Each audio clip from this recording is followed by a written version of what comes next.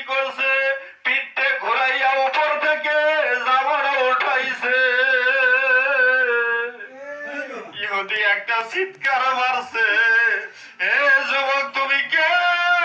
আমার দয়াল নবীর পৃষ্ঠের মধ্যে মহরে নবুয়ত ছিল রে বাবা।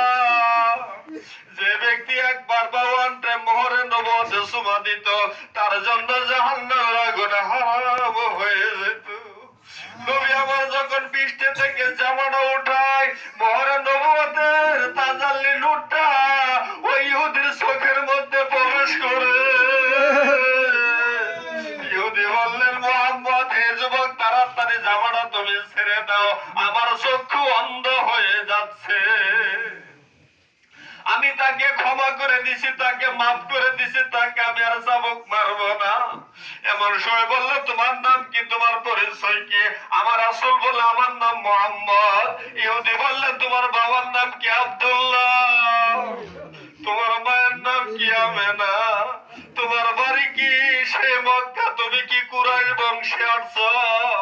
নবী আমার বললেন, তুমি কেমনে জানো, কেমনে জানো, কেমনে জানো? ওই ইহুদি বললেন, তুমি একটু দাঁড়াও, আমি একটু ঘরের ভিতরে যাই। ইহুদি দৌড়ায় ঘরের ভিতরে যায়, তাওরাত কিতাব টানলেন।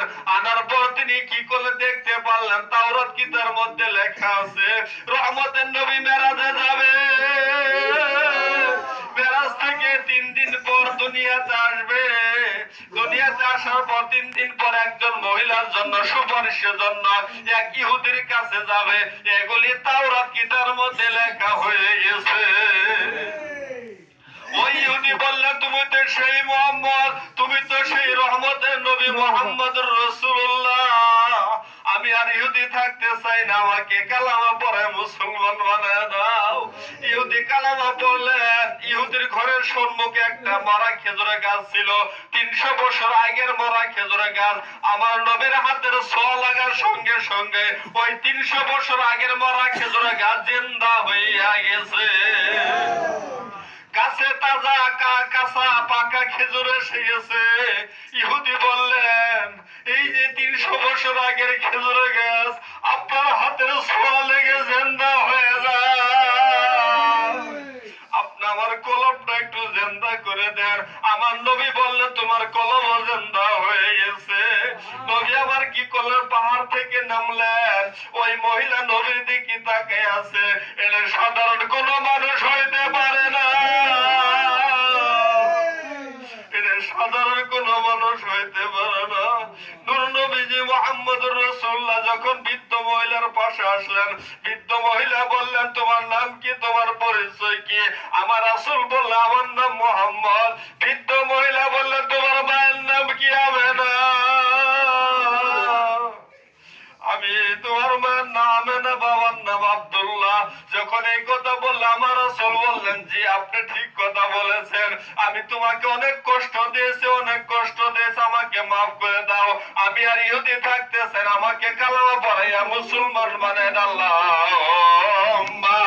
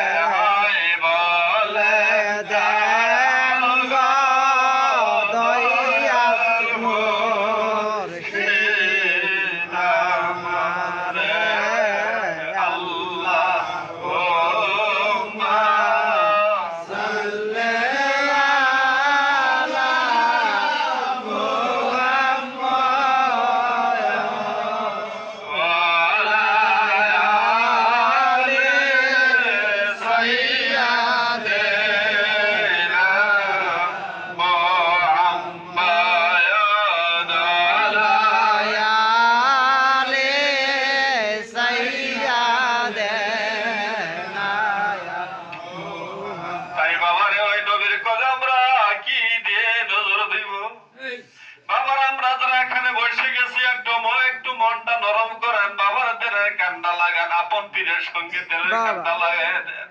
বাবারা হইতে পারে মিসকিনের শেষ মাফি, হইতে পারে মিসকিনের শেষ বাবা। অনেকেরই মা নাই, অনেকেরই বাবা নাই। আপনি যারা ইতিম হয়ে আছেন, আপনি আমার বাবা কবর থেকে আপনার দিকে তাকায় আছে। আমার সন্তান আমার জন্য দোয়া করবে, আমার কবর আযাব মাফ হয়ে যাবে। বাবারে আপনি তো বাবার কবর পাশ আপনি দিনের মধ্যে 14 পাক দেন, কখনো বাবার কাছে যান। ওই বাবা যখন আপনি কবর পাশে যাইতে থাকেন, ওই কবর পাশে আপনি আমাকে ডাকতে থাকে, হে প্রতীক তুমি একটু দাঁড়াও, তুমি একটু দাঁড়াও। আমার কবর পাশে 3 বার সূরা ইখলাস সূরা ফাতিহা দরুদ করে আমার জন্য একটু দোয়া করো। তোমার দোয়ার বরকতে আল্লাহ আমার কবর আযাব মাফ করে দিবে। বাবারে কবরবাসী ডাকতে থাকে, তাদের আওয়াজ আমরা শুনতে পারি না। আমরা অনেক ইতিম আছে, অনেকের বাপ নেই, অনেকের মা নাই। আমার নবীও ইতিম ছিল। নবী জন্মের আগে বাবাকে হারায়। নবী আমার কি করলেন? তাইফে থাকলেন, দুধমা হালিমাতুস সাদিয়া ঘরে থাকলেন। 3 বছর পর আবার মক্কায় চলে আসলেন। নবীর বয়স 6 বছর। বাবারে কি করে? ওই মক্কায় একটা খেলার মাঠ আছে, সকল ছেলে মেয়েরা খেলা খেলতে যায়। রহমতের নবীও খেলার মাঠে চলে যায়। সকল ছেলেরা খেলে, নবী আমার তাদের সঙ্গে খেলাধুলা করে।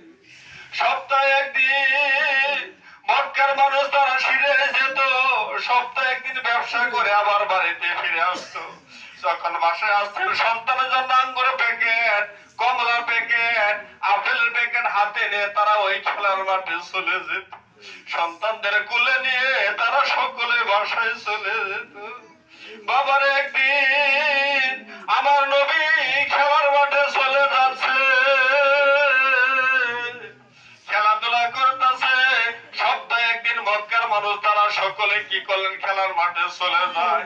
সন্তানদের হাতে কমলার প্যাকেট, আঙ্গুরের প্যাকেট হাতে দেয়, সন্তানকে 2 গালে চুমা দিয়ে বাসায় নিয়ে চলে যাচ্ছে।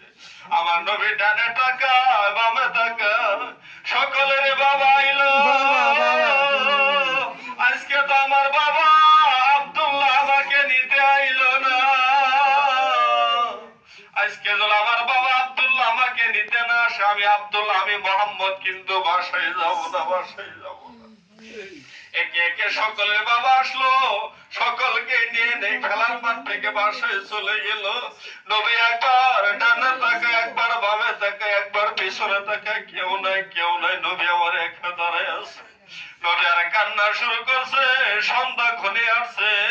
একজন যাবে না, কে খবর দিলাম না, তুমি কি খবর জানো না? আজকে তোমার ছেলে মোহাম্মদ তো বাসায় আসবে না, বাসায় আসবে না। আমি না দৌড়ায় যায় খেলার মাঠে চলে গেলেন। আয় বাবা মোহাম্মদ, বাবা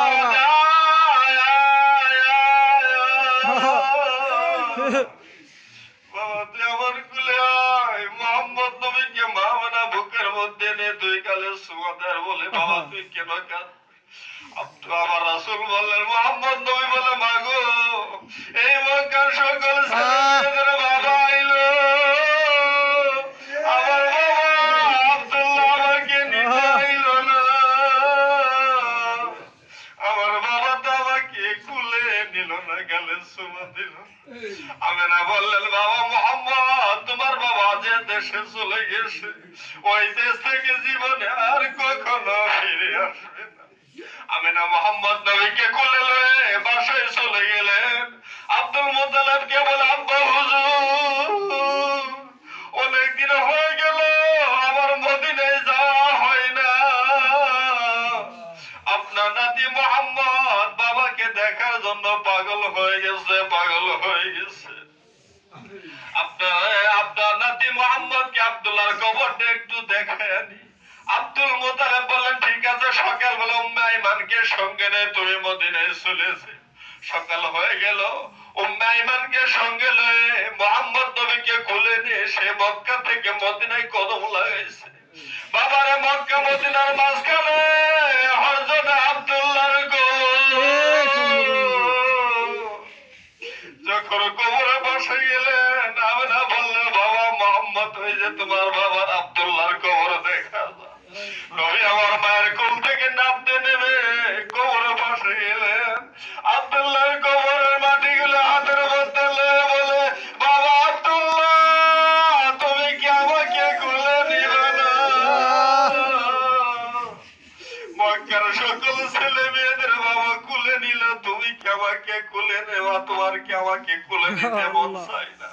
বাবার কিতাবে সাক্ষী দেয়, আব্দুল্লাহর কবর দিন থরথর করে কাঁপা শুরু করছে।